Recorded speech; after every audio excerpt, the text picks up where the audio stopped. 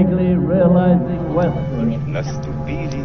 Ja sam preslušavao juče to naše, dok sam hodao pored Dunava i nekako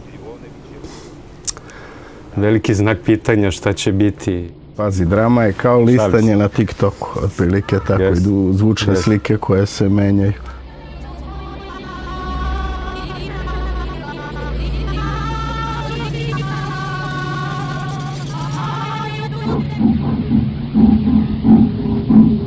Delo se zove Satelit i ideja je bila da pitanje koje smo postavili sebi je gde odlaze svi zvukovi koji su na zemlji, gde odlazi ta muzika, govori, istorijska dela i gde ide sve to. Da li to ostaje kao u nekom vakuumu, akvarijumu ili to možda i dalje?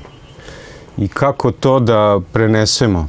I onda smo smislili, došli do naziva Satelit, jer to je kao jedna radiostanica koja kruži oko nas i koja vata sve to i filtrira i pravi svoju playlistu, je li tako? Tako je. Kao neki loop koji je beskonačan. Potpuno random, potpuno slučajno.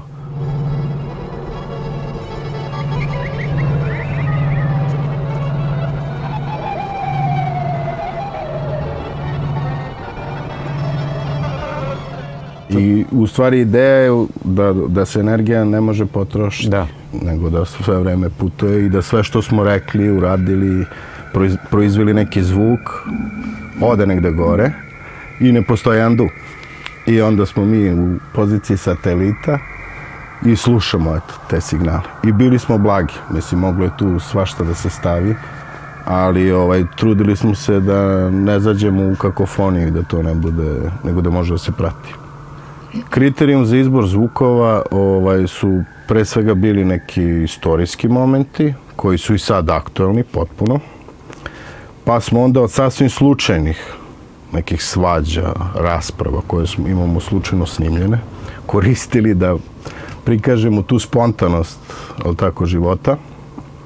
Koristili smo muzike dosta, ali smo izobličili te signale da ne mogu da se prepoznaju. Ta frekvencija univerzuma, stavili smo Sunce, Jupiter, jer nema zvuka, naravno, u kosmosu, to su frekvencije.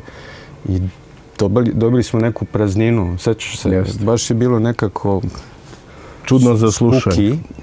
I onda to što kažeš, dete koji plače, ručak, more, plaža, čovjek koji diše i vratilo napravio neki balans da u stvari tu smo, mislim, pa to je u stvari da život je tu. Koristili smo arhetipske zvuke, znači to je bio jedan od elementa, vatra, voda, ptice. Koristili smo dete koje plače, koristili smo, znači to je problem od početka bio kako da se kao slušalac identifikujem sa delom. Kad smo bili previše apstraktni, nismo imali vezu sa, onda smo uveli elemente sa kojima možemo da se identifikujemo i da pratimo dramu. Ako bi neka inteligencija u kosmosu čula naše delo, kako bi reagovali? Boga mi, ne znam.